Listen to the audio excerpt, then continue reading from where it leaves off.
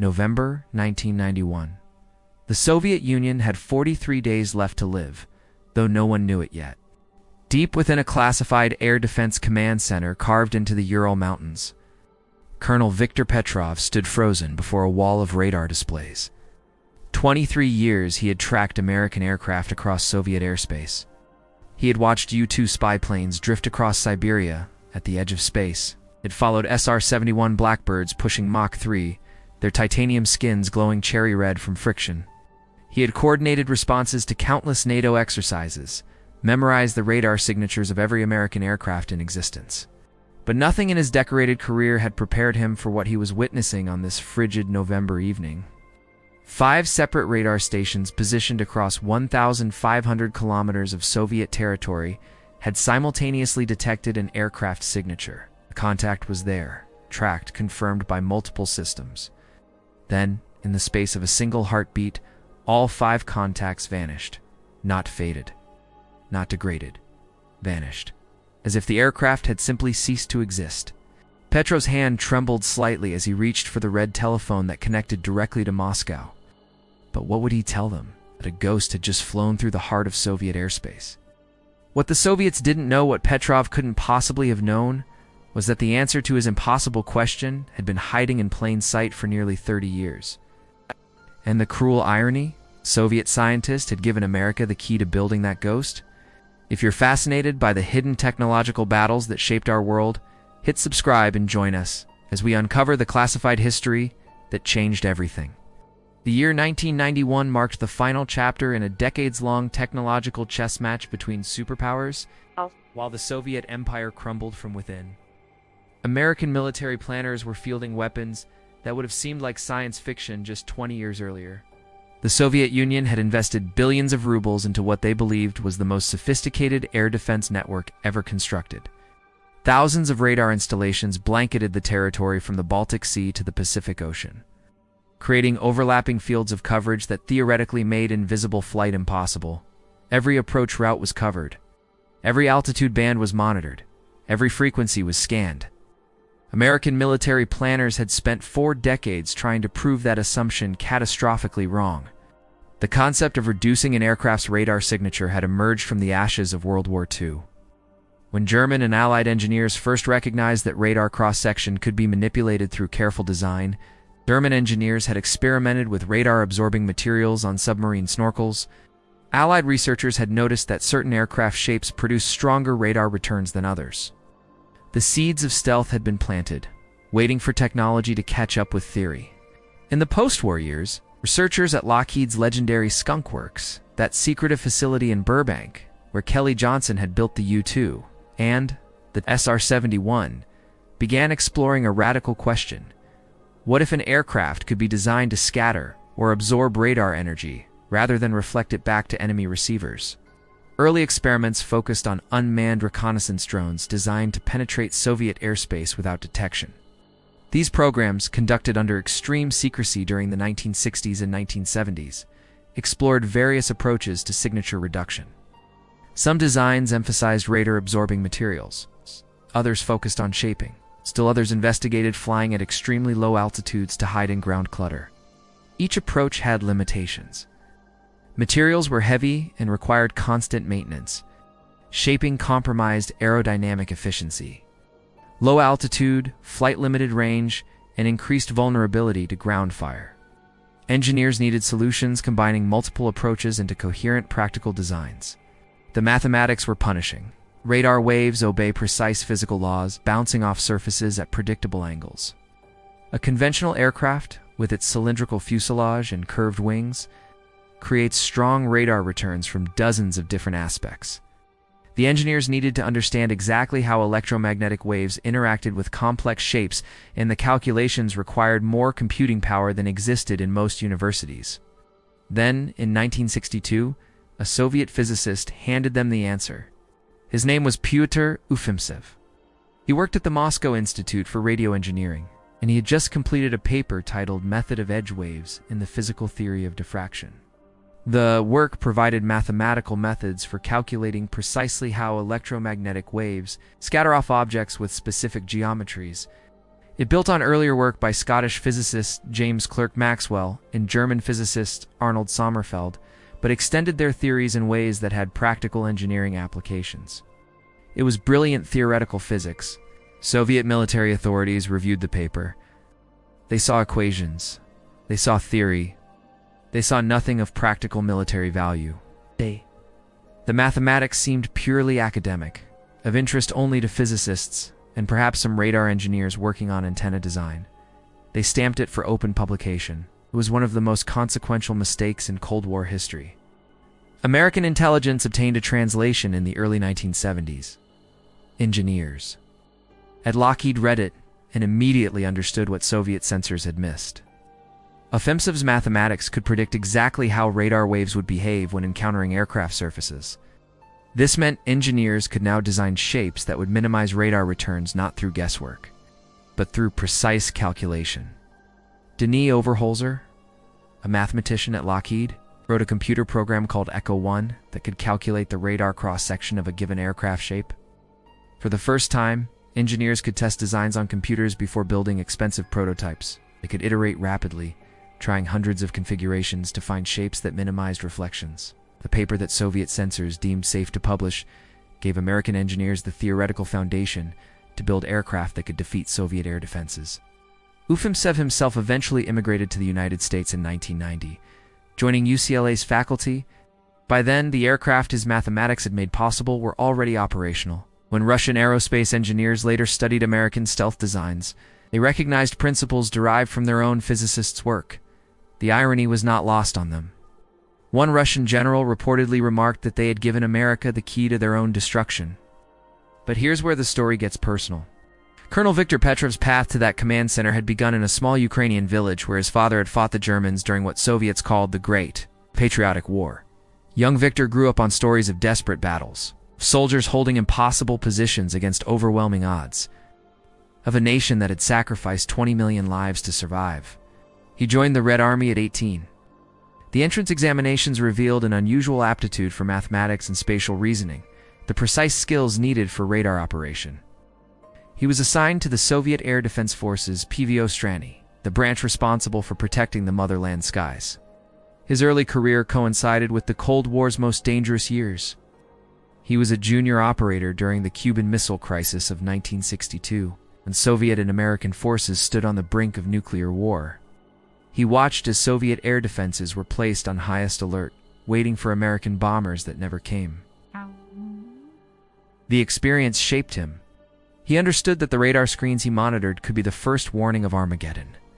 By 1991, Petrov commanded one of the most technologically advanced facilities in the Soviet military. His station coordinated data from dozens of radar installations, creating a comprehensive picture of aerial activity across a vast swath of territory. He'd spent 23 years mastering his craft. He remembered the humiliation of 1960, when Gary Powers' U-2 had penetrated deep into Soviet territory before being shot down. Powers had photographed sensitive installations for hours before a surface-to-air missile finally reached him. The incident had exposed critical gaps in radar coverage and prompted massive investment in improved systems. Petrov had watched the transformation. Throughout the 1960s and 1970s, new installations sprouted across the Soviet Union. Long-range early warning radars capable of detecting aircraft at distances exceeding 500 kilometers. Medium-range tracking systems that could guide interceptors to their targets. Short-range acquisition radars for surface-to-air missiles. Layer upon layer of coverage, each system backing up the others. The radar systems under his command represented the pinnacle of Soviet military technology. Long-range early warning radars operating in the VHF band could detect aircraft at enormous distances. Medium-range systems operating at higher frequencies provided more precise tracking data. Short-range radars offered the accuracy needed to guide surface-to-air missiles to their targets. The Soviets had learned painful lessons about radar coverage. American reconnaissance aircraft had exploited gaps, flying routes carefully calculated to avoid detection. In response, Soviet engineers created redundant, overlapping systems designed to eliminate any possibility of undetected penetration. By the 1980s, the network represented one of the most comprehensive military systems ever constructed. Thousands of radar sites, hundreds of fighter bases, tens of thousands of missile launchers. Petrov had trained extensively on American aircraft capabilities. He could identify types from their signatures, alone distinguish a B-52 bomber from a KC-135 tanker by subtle differences in their radar returns. He understood jamming systems and knew how to filter through interference to maintain target tracks. His knowledge was encyclopedic. He'd studied every intelligence report, analyzed countless recordings, participated in exercises designed to simulate American attack scenarios. In the closed world of Soviet air defense, Victor Petrov was considered one of the best. None of it would matter tonight. While Petrov refined his skills tracking aircraft, American engineers were building something he had never trained to detect. Then, in 1980, engineers working on the classified stealth bomber program made a pilgrimage to his home. They wheeled the elderly Northrop, now confined to a wheelchair, into a secure briefing room and showed him the drawings. The Air Force was building a flying wing after all. The computers that hadn't existed in 1949 could now make thousands of tiny control adjustments per second, compensating for the design's inherent instability. Jack Northrop looked at the drawings and wept. "Now I know why God has kept me alive for 25 years, he said.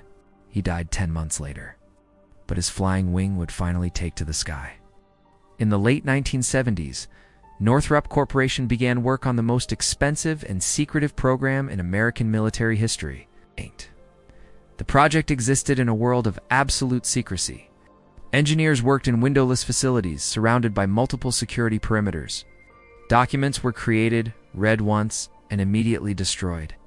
Even congressional committees that approved funding received only the vaguest descriptions of what their billions were purchasing. They were building a ghost. The program's roots stretched back to Jack Northrop, the company's founder, who had pursued flying wing design since the 1940s. Northrop believed the flying wing represented the ultimate expression of aeronautical efficiency. No fuselage creating drag, no tail surfaces adding weight, just one continuous lifting surface. His YB-49 flying wing bomber had flown in 1947. It was revolutionary, beautiful, and fatally flawed. Without conventional tail surfaces, the aircraft was inherently unstable. Test pilots fought constantly to keep it flying straight. During one test flight, the aircraft entered an uncontrollable tumble that killed the entire crew. The Air Force canceled the program in 1949. Jack Northrop spent the next 3 decades believing his life's work had been rejected. He retired from the company he had founded. His health declined. His dreams seemed dead. Then, in 1980, engineers working on the classified stealth bomber program made a pilgrimage to his home. They wheeled the elderly Northrop, confined to a wheelchair, into a secure briefing room and showed him the drawings. The Air Force was building a flying wing after all. The computers that hadn't existed in 1949 could now make thousands of tiny control adjustments per second, compensating for the design's inherent instability. Jack Northrop looked at the drawings and wept. "Now I know why God has kept me alive for 25 years, he said. He died 10 months later, but his flying wing would finally take to the sky." The B-2 Spirit's design team, led by aeronautical engineer John Cassian, began with a fundamental question. What shape would be most difficult for radar to detect? They quickly eliminated conventional configurations. The cylindrical fuselage of traditional bombers created strong radar returns. Tail surfaces, both vertical and horizontal, acted as radar reflectors. Engine nacelles, weapons bays, cockpit canopies, every protrusion, every angle, presented opportunities for radar waves to bounce back toward their source. The flying wing configuration eliminated most of these problems. No vertical tail meant no vertical reflector. No horizontal stabilizers meant fewer surfaces to bounce radar energy. The entire aircraft could be one smooth, continuous shape. But smooth curves weren't the answer either. Curved surfaces, while aerodynamically efficient, can focus radar energy like a lens, creating strong returns from certain aspects. Engineers needed something different. Flat surfaces, precisely angled to deflect radar energy away from its source. They used Ufimtsev's mathematics and powerful computers to model how radar waves would interact with different geometries. They discovered that certain angles created much stronger reflections than others. Flat surfaces angled at specific degrees could bounce radar energy away from receivers like a mirror deflecting light. The key was ensuring that no surface ever pointed directly back toward a radar installation. The aircraft that emerged from these calculations looked like nothing that had ever flown. A pure flying wing, 172 feet from wingtip to wingtip, with a distinctive sawtooth trailing edge. No vertical tail, no horizontal stabilizers. The engines buried deep within the wing, their inlets positioned on the aircraft's upper surface where ground-based radars couldn't see them. The B-2's distinctive sawtooth trailing edge wasn't an aesthetic choice. It was a stealth necessity. The edges where the wing ended had to be angled precisely to scatter radar energy. The shape that emerged looked almost organic, like a manta ray frozen in flight. The first time test pilots saw it, they thought someone was playing a joke. It looked like a prop from a science fiction film, and they were told they'd be flying it. Material science proved equally challenging. The aircraft's skin needed to absorb radar energy rather than reflect it. Engineers developed composite materials incorporating carbon fibers, specialized resins, and proprietary compounds that converted electromagnetic energy into heat. These materials, classified at the highest levels, had to withstand flight stresses, resist environmental degradation, and maintain their properties across extreme temperature ranges. Some areas required materials tolerating temperatures exceeding 500 degrees Fahrenheit from engine heat. Other areas needed flexibility to accommodate control surface movement. Each material was classified. Each manufacturing process was secret. Workers wore special clothing to avoid contamination. Temperature and humidity were controlled precisely throughout manufacturing facilities. Engineers joked grimly that the B-2 needed its climate-controlled hangar not for security, but because rain could damage the coatings. $2 billion grounded by a thunderstorm. And this is the part that kept Pentagon planners awake at night and Soviet air defense officers like Petrov in the dark. The B-2 wasn't invisible. Nothing is truly invisible to radar. But it was small, impossibly small. Radar cross-section is measured in square meters, the equivalent reflective area of a flat metal plate that would return the same amount of energy. A typical fighter aircraft presents a radar cross-section of 5 to 10 square meters, roughly the reflective equivalent of a small car. A large bomber like the B-2 might present 50 square meters or more, making it visible to radars at enormous distances. The B-2's radar cross-section was comparable to a large bird, perhaps 0.1 square meters, perhaps smaller. The exact figure remains classified, but the implications were revolutionary. To understand what this means, imagine a radar operator watching his screen.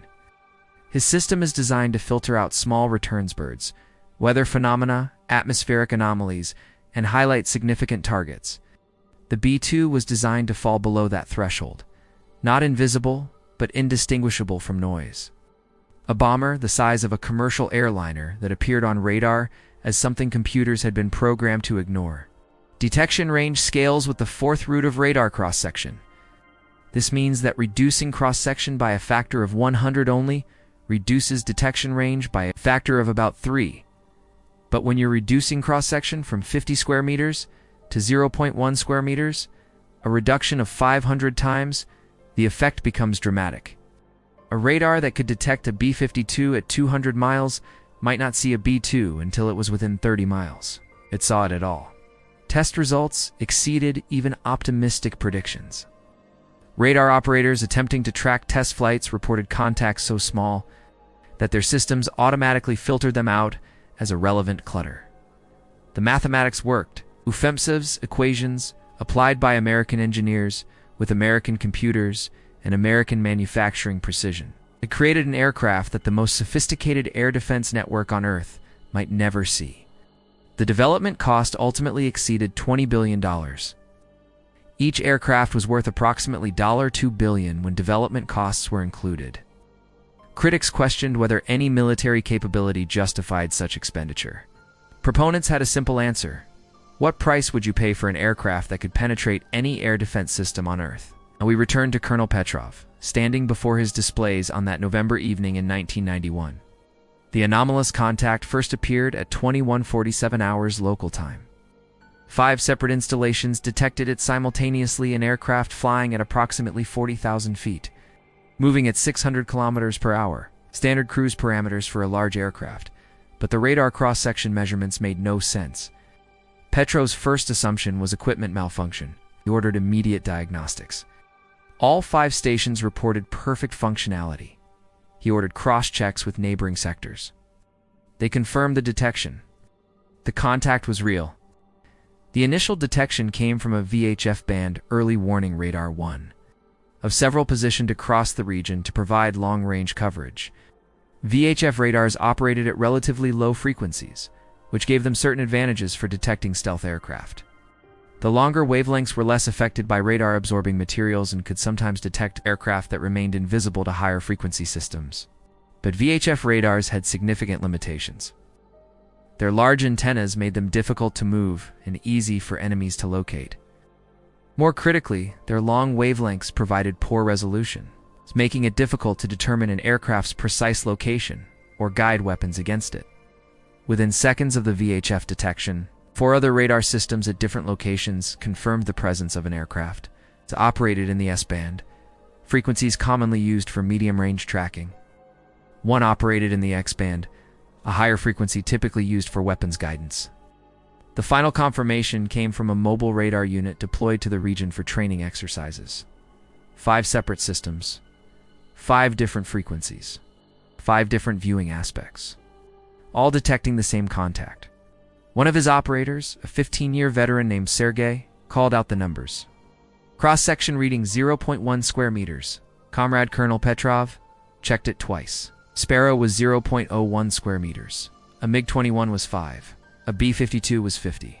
This contact was flying at 40,000 feet, at 600 kilometers per hour, and it was the size of a large bird. But birds don't fly at 40,000 feet. Birds don't hold a heading for 600 kilometers. Atmospheric anomaly? Sergei suggested, though his voice carried no conviction. Petrov shook his head. Atmospheric effects wouldn't produce identical results across 5 different radar frequencies and viewing aspects. Atmospheric ducting could bend radar waves, creating ghost images or causing real contacts to fade, but not like this. Whatever was out there, it was real. It was flying. And it was being tracked by the most sophisticated air defense network on Earth as something smaller than a duck. Head moved toward the red telephone. Protocol demanded notification to Moscow within 3 minutes of detecting an unidentified contact. He had already used 2. The aircraft, if that's what it was, flew a steady course with no deviation. No evasive maneuvers. No electronic jamming. It simply flew straight ahead as if completely unconcerned about detection. As if it knew that detection meant nothing. That behavior puzzled Petrov most of all. American reconnaissance aircraft typically maneuvered aggressively when they realized they'd been spotted, using jamming and rapid altitude changes to break radar locks. This contact showed none of those behaviors. It flew with the calm confidence of something that had nothing to fear. Before Petrov could lift the receiver, the contact vanished from all 5 displays simultaneously. One moment it was there, tracked by multiple systems, moving steadily across Soviet territory. The next moment, nothing. The screens showed empty sky. Petrov stared at the displays. His operators ran diagnostics. The radars continued functioning perfectly. No jamming signatures. No equipment failures. The contact had simply ceased to exist. In 23 years, Victor Petrov had never seen anything like it. Atmospheric phenomena didn't behave this way. Equipment malfunctions didn't affect 5 separate systems at 5 separate locations simultaneously. Electronic jamming left signatures. This left nothing. What Petrov witnessed that night was exactly what American stealth engineers had designed for. The B-2 program had anticipated this scenario precisely. Program managers understood that even the most carefully designed stealth aircraft would occasionally be detected. Low-frequency early warning radars could sometimes pick up stealth aircraft, though without precision needed for weapons targeting. Mobile phones, civilian air traffic control radars, and other electromagnetic sources could create brief detection opportunities. The key was ensuring these fleeting detections could never be sustained long enough for fighters or missiles to engage. The B-2's design prioritized what engineers called rear aspect signature reduction. As the aircraft flew away from a radar, its carefully shaped trailing edge and shielded engine exhausts presented minimal cross-section. A radar might briefly detect the aircraft as it crossed a certain angle, but the moment passed, and the ghost disappeared. Test pilots who flew early stealth missions described the experience as psychologically disorienting. They would fly deep into simulated enemy territory, knowing that radars were sweeping over them. that in any conventional aircraft they would already be dead. Their threat warning systems stayed silent. No missile launches, no fighter intercepts, just empty sky and the knowledge that they were invisible. They had trained for years expecting hostile reactions, anti-aircraft fire, missile launches, fighter intercepts. Now they flew through defended airspace as if it were empty. The silence was unnerving. Some pilots reported feeling almost guilty, like burglars who had discovered an unlocked door. The test program included what intelligence agencies called peripheral reconnaissance flights, along the edges of Soviet airspace, close enough to probe defensive capabilities, but never crossing into Soviet territory. These operations were extraordinarily sensitive. American aircraft would fly routes calculated to test Soviet radar coverage. They stayed in international airspace, barely while ensuring that multiple radar sites would have opportunities to detect them. Electronic surveillance aircraft flew nearby, recording Soviet emissions, collecting data about frequencies, waveforms, and scanning patterns. The goal was intelligence. Each flight answered questions. Could Soviet radars detect the aircraft? At what range? From what aspects? How long could they maintain track? How did operators respond to ambiguous contacts? Pilots flew with strict orders about boundaries they could not cross. Navigation systems were monitored continuously to ensure aircraft remained in international airspace. One wrong turn could trigger an international incident or provide Soviets with wreckage to study. The answers were encouraging. Soviet air defenses, despite their massive investment, struggled to maintain coherent tracks on stealth aircraft. Brief detections occurred, but sustained tracking proved nearly impossible. The mathematics worked in the real world against real threats. Petrov spent 3 hours writing his report for Moscow. Military bureaucracy demanded detailed explanations for unusual incidents. He described the detection precisely the simultaneous appearance on 5 systems. The impossibly small radar cross-section, the steady flight path, the instantaneous disappearance. He included radar recordings, system diagnostic data, testimony from experienced operators. He recommended immediate deployment of mobile radar units to the region and increased combat air patrols. He did not speculate about what the contact might have been. In Soviet military culture, speculation without evidence was considered unprofessional. Officers who reported mysteries were more likely to receive criticism than commendation. But as he wrote, Petrov thought about similar incidents he'd heard whispered among colleagues at other facilities. Over the previous 2 years, scattered reports had emerged of brief, unexplained contacts that appeared and disappeared without following normal patterns. Most had been dismissed as equipment anomalies or atmospheric phenomena. Military bureaucracy didn't encourage investigation of events that couldn't be explained. Now Petrov wondered, had those incidents been early American stealth aircraft testing Soviet defenses, probing for weaknesses, building a comprehensive picture of exactly where and how Soviet radar coverage failed? The implications were staggering. If American bombers could penetrate Soviet airspace undetected, it invalidated everything the Soviet Union had built since 1960. The massive investment in radar installations, surface-to-air missiles, and interceptor aircraft rested on a single assumption that Soviet systems could detect and track incoming threats. If that assumption was wrong, if nuclear-armed bombers could reach their targets without warning, then the strategic balance that had prevented war for decades was already lost. Soviet military planners had spent decades preparing for American nuclear attack. War plans assumed bombers would be detected as they approached Soviet borders, giving air defense forces time to scramble interceptors and prepare missile batteries. If bombers could reach their targets undetected until they released their weapons, there would be no time for defensive response. The strategic balance depended on both sides believing they could defend their territories. If one side lost that confidence, they might feel compelled to strike first in a crisis, rather than risk destruction by an attack it couldn't prevent. The response from Moscow arrived 6 hours later. Petrov was ordered to maintain enhanced vigilance, but informed that the incident was classified at the highest level. No written records were to be maintained beyond his initial report. He was not to discuss the incident with anyone outside his immediate chain of command. The message was clear. Someone in Moscow understood exactly what had happened, and they preferred not to advertise Soviet inability to track American ghosts. The B-2 program pushed American aerospace manufacturing to its absolute limits. The aircraft's complex curves and compound surfaces couldn't be built using conventional techniques. Northrop developed entirely new production methods, using computer-controlled milling machines to carve massive tooling blocks from which composite parts would be formed. Individual components required weeks to fabricate. Quality control was absolute. A single defect in the radar-absorbing skin could compromise the entire aircraft's stealth characteristics. Manufacturing resembled pharmaceutical production more than aircraft construction. Clean rooms, contamination controls, precise environmental conditions. Workers underwent extensive background checks and psychological evaluations. The production line was photographed daily from multiple angles to ensure nothing was missing or misplaced. The cost was staggering. The B-2 program incorporated lessons from the F-117 Nighthawk, the first operational stealth aircraft which had demonstrated that stealth worked but also revealed limitations.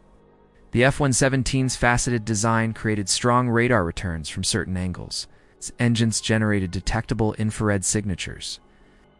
Its flight characteristics were poor, making it vulnerable if detected. The B-2 addressed each weakness through more sophisticated design. Its smooth curves eliminated the angular reflections of the F-117. Its buried engines reduced infrared signature. Its advanced flight control system made it more maneuverable than any previous stealth aircraft. Maintaining the Bu-2's stealth characteristics required extraordinary attention. The radar-absorbing materials were sensitive to moisture, temperature fluctuations, and physical damage. Ground crews inspected every square inch before and after each flight, looking for cracks, delamination, or defects that could increase radar signature. Repairs required specialized materials and techniques. Technicians worked in climate-controlled hangars, applying coatings that needed precise temperature and humidity to cure properly. A repair that looked perfect to the naked eye might create radar reflections if materials weren't applied exactly according to specifications. Each flight hour required approximately 50 hours of maintenance work. Specialized tools and test equipment were needed to verify repairs maintained stealth characteristics. Technicians required extensive training and security clearances, making them expensive to recruit and retain. The aircraft's unique design meant standard aerospace practices often didn't apply.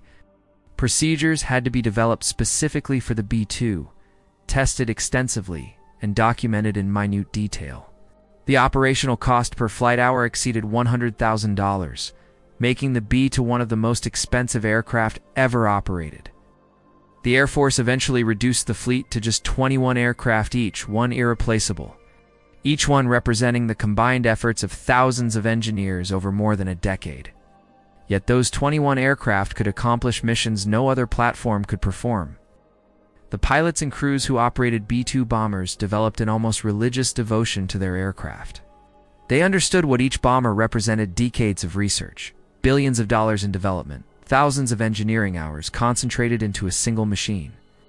They treated the aircraft with obsessive care, knowing that damage to the delicate skin could compromise everything.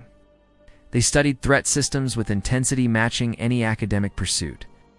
Their survival depended on remaining invisible. Unlike conventional aircraft, the B-2 carried no defensive weapons, no jamming systems, no decoys. Its only defense was not being detected. Pilots described the experience as both exhilarating and nerve-wracking. The aircraft handled differently from conventional bombers, requiring constant attention. The digital flight control system made thousands of adjustments per second, compensating for the flying wing's inherent instability. Pilots had to trust computers absolutely, accepting that the aircraft was fundamentally unflyable without electronic assistance. This dependency on computer systems made reliability absolutely critical. Redundant flight control computers backed up by emergency systems ensured failures wouldn't result in loss of control. But pilots trained extensively for worst-case scenarios, knowing that loss of computer control would likely be fatal. The psychological aspects of stealth operations were unique. Pilots flew into hostile territory, knowing that if stealth failed, if the aircraft was detected, they had limited ability to defend themselves or evade. They trained extensively for emergency procedures, practicing responses to equipment failures, considering options if detected. But ultimately, missions succeeded or failed based on technology working as designed, and enemy defenses failing to detect an aircraft that physics said should be nearly invisible. Flight operations involved meticulous planning to maximize stealth advantages. Planners studied enemy radar coverage, identifying gaps and weaknesses in defensive networks. They calculated routes, keeping aircraft in radar shadows, minimizing exposure time. They planned timing to approach targets from directions enemies least expected. Refueling operations presented particular challenges. The B-2's incredible range over 6,000 miles without refueling still required tanker support for long missions. Planners coordinated rendezvous points where tankers could meet bombers without compromising their positions, often in remote ocean areas far from enemy censors. Every aspect was choreographed. There were no second chances. The B-2 Spirit entered operational service in 1997. For years, the aircraft remained shrouded in secrecy, its capabilities revealed only in carefully controlled glimpses. Then came combat. In 1999, during NATO operations over Yugoslavia, B-2 South flew their first combat missions, 40-hour round trips from Whiteman Air Force Base in Missouri to targets in Serbia and back. The aircraft approached from unexpected directions, struck with precision-guided weapons, and departed without being engaged by defensive systems. Serbian air defenses, equipped with Soviet-era radar systems similar to those Petrov had operated, never acquired the bombers. Ground crews heard aircraft overhead. Bombs fell, explosions followed, but radar screens showed nothing. The targets weren't random. B-2 South struck command bunkers, communications facilities, and air defense installations, the most heavily defended sites in Serbian territory. These were precisely the targets that conventional aircraft couldn't approach without suffering heavy losses. Afghanistan brought different challenges. In October 2001, B-2S flew the longest combat missions in aviation history, 44.3 hours from Missouri to Afghanistan and back, requiring multiple aerial refuelings. The bombers struck Taliban and Al-Qaeda positions with satellite-guided weapons, demonstrating the ability to project power anywhere on Earth. Iraq, Libya. In each conflict, the B-2 demonstrated its ability to penetrate hostile airspace and strike targets that conventional aircraft couldn't approach. It became the weapon of choice for the most heavily defended targets, command bunkers, leadership compounds, air defense networks. The technology that had seemed almost magical during Cold War test flights became routine in actual combat. Ghosts were real, and they carried bombs. In the months following Petrov's encounter, Soviet intelligence agencies intensified efforts to understand American stealth capabilities. Spy satellites were retasked to photograph American air bases where stealth aircraft might be deployed. Intelligence officers in the United States sought information about classified programs. Soviet physicists were asked to review theoretical approaches to low observable design, searching for potential countermeasures. The effort produced fragmentary results. Photographs showed unusual aircraft shapes at remote test facilities, but details remained elusive. Reports suggested massive American spending on classified aviation programs without providing technical specifics. Theoretical work identified possible approaches to stealth, but couldn't predict how effective American implementations had become. Some Soviet military theorists argued stealth represented a temporary advantage that could be countered. They proposed very low-frequency radars that might detect stealth aircraft despite radar-absorbing materials. They suggested deploying massive numbers of installations to increase detection probability. They advocated passive detection methods identifying aircraft by their electromagnetic emissions or the atmospheric disturbances they created. These proposals had theoretical merit. They also required technological capabilities and financial resources the collapsing Soviet Union couldn't provide. The same economic and technological limitations that prevented the Soviet Union from matching American microelectronics or precision manufacturing also prevented effective responses to stealth. Soviet physicists understood the principles. Soviet engineers could design reduced signature aircraft, but translating theory into operational systems required manufacturing precision. Materials, science, expertise, and quality control that Soviet industry couldn't achieve. Soviet military institutions struggled to respond during the Cold War's final years. Economic stagnation limited resources for modernization. Political turmoil distracted leadership from long-term planning. The technological gap American stealth programs created added to a growing list of areas where Soviet capabilities lagged: precision, guided weapons, satellite reconnaissance, advanced electronics, computer systems, across multiple domains, American advantages were becoming insurmountable. On December 26, 1991, 43 days after Petrov's encounter, the Soviet Union officially dissolved. The vast air defense network he had spent his career operating began to crumble. Radar stations were abandoned for lack of funding. Skilled operators left for better-paying civilian jobs. Technological gap American stealth programs had created became permanent as Russia's economic crisis made military modernization impossible. Victor Petrov continued his career through the chaotic years following Soviet collapse. He watched the military establishment he had served disintegrate around him. Bases closed, equipment deteriorated. Colleagues disappeared into the civilian economy, taking irreplaceable expertise with them. The proud air defense forces that had once monitored every aircraft approaching Soviet borders now struggled to maintain basic operations. For career military officers like Petrov, these trends were deeply troubling but impossible to reverse through individual effort. They had devoted careers to mastering systems that technological change had rendered ineffective. The rules of air warfare had shifted beneath them, and there was nothing they could do. He retired in 1995, moving to a small apartment in Moscow. Occasionally, he met with other veterans to discuss the old daysmen who shared experiences, tracking invisible aircraft and manning defenses against threats that never quite materialized as expected. He understood, in ways civilians never could, what it meant to serve in a military establishment that could no longer compete with American technology. In retirement, Petrov occasionally gave lectures at military academies, describing how technological change could upset established strategic balances. He emphasized the need for flexibility, for continuous adaptation, for maintaining intellectual curiosity, even in rigid military bureaucracies. The young officers listened politely, but he wondered if they truly understood what he had witnessed a lifetime of. Professional expertise rendered obsolete in a single generation. Petrov's grandchildren knew him as a quiet man who rarely discussed his military career. He kept his medals in a drawer, brought out only when children asked to see them. He never told them about the November night when 5 radar screens showed him something impossible, never mentioned the report that vanished in declassified archives, or the phone call to Moscow he almost made. But sometimes, when they asked about the Cold War, he would say this: "We built walls of radar from the Baltic to the Pacific. We thought we could see everything. Then one night we learned we were blind." The technological competition that defined the Cold War didn't end with Soviet collapse. China emerged as a peer competitor, investing heavily in stealth aircraft and sophisticated air defense systems. The cycle of advance and countermeasure continued. Russian engineers eventually developed their own stealth aircraft. The Sukhoi Su-57 employed radar-absorbing materials and careful shaping to reduce its signature. Most analysts believed it didn't match American stealth characteristics. But the technology gap that had seemed insurmountable during the Cold War gradually narrowed as Russian industry recovered. China's J-20 and J-31 stealth fighters demonstrated that multiple nations could now develop low-observable aircraft.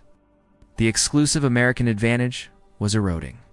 Meanwhile, air defense technology evolved in response. Modern systems use multiple radar frequencies, passive detection methods, and sophisticated signal processing to improve their chances against stealth aircraft. The cat-and-mouse game continued. The physics of radar detection remains unchanged. Truly effective stealth still requires expensive materials, careful maintenance, and design compromises. But the strategic calculus has shifted permanently. Any nation that cannot reliably detect and track enemy aircraft must assume those aircraft could appear anywhere, anytime, forcing defensive resources to spread thin rather than concentrate at key points. Modern air defense planners wrestle with the same challenges Petrov confronted that November evening. The mathematics haven't changed. Neither has the fundamental question: how do you defend against something you cannot see? The technological achievements represented by stealth aircraft remain among the most impressive engineering accomplishments of the 20th century. Designers overcame fundamental physical challenges to create machines that could evade detection by sophisticated sensors. They developed materials absorbing electromagnetic energy. They shaped surfaces, scattering radar waves in every direction except back toward their source. They designed operational procedures minimizing detection opportunities. The result was a capability that fundamentally altered strategic calculations and forced adversaries to question whether their carefully constructed defenses could function as intended. The billions invested generated dividends far beyond military aviation. The same principles making aircraft invisible to radar could be applied to ships and ground vehicles. Materials developed for radar absorption found applications in civilian telecommunications and electronics. Signal processing techniques improved weather radar, air traffic control, and medical imaging. Computational methods influenced fields from climate modeling to financial analysis. The culture of secrecy and compartmentalization developed to protect stealth programs influenced how subsequent classified programs were managed. The manufacturing precision required for radar-absorbing materials advanced composite fabrication across industries. For Colonel Petrov and thousands of other Soviet air defense personnel, stealth technology represented professional obsolescence. They had devoted careers to mastering systems that technological change rendered ineffective. The tactics they practiced and strategies they relied upon had been developed for threats that no longer existed in the same form. American stealth aircraft changed the fundamental rules of air warfare. It was as if decades of professional experience had been invalidated by technological change that couldn't be countered. Colonel Victor Petrov passed away in 2014, having lived long enough to see the Soviet Union collapse. Russia's difficult transition to a market economy, and the emergence of new strategic competitions with the West. The incident of November 1991 remained classified in Russian military archives for decades.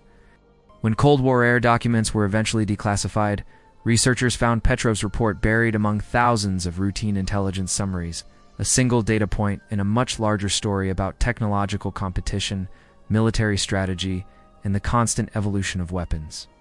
For historians examining the Cold War's final years, the report offered insight into how Soviet military professionals recognized the shifting technological balance. Even as political leadership proclaimed confidence in Soviet capabilities, the broader implications of that night extend beyond military history. The story of stealth technology is fundamentally about how innovation changes strategic calculations. Throughout history, military advantages have come from developing capabilities adversaries couldn't match. Stirrups gave cavalry decisive advantages over infantry. Gunpowder weapons made castles obsolete. Steam power transformed naval warfare. Nuclear weapons made total war unthinkable. Stealth technology continued this pattern, creating capabilities that forced adversaries to reconsider strategies and invest in countermeasures. Whether those achievements justified their enormous costs remains debated among analysts and historians. The question defies simple answers. The billions spent on stealth development created both capabilities and dependencies. American military planners built operational concepts around stealth's unique characteristics. If adversaries developed effective countermeasures, if assumptions about stealth effectiveness proved wrong, entire strategies would require revision. Stealth's greatest contribution may have been deterring conflicts. That never occurred because adversaries understood they couldn't defend against attacks they'd never see coming. How do you measure the value of wars that didn't happen? The B-2 Spirit still flies. More than 3 decades after its first flight, the aircraft continues serving in the United States Air Force. Each bomber requires extensive maintenance to preserve its ghost-like characteristics. Technicians carefully inspect and repair radar-absorbing materials after every mission. The operational costs remain astronomical, but no other aircraft can penetrate heavily defended airspace with comparable survivability. No other bomber can deliver weapons with similar precision while remaining undetected until the moment of release. The unique capabilities ensure the B-2 remains relevant despite its age. Somewhere tonight, a bomber the size of a commercial airliner is crossing hostile airspace, invisible, silent, carrying enough firepower to reshape nations. The operators watching their radar screens will never see it coming. Neither did Petrov.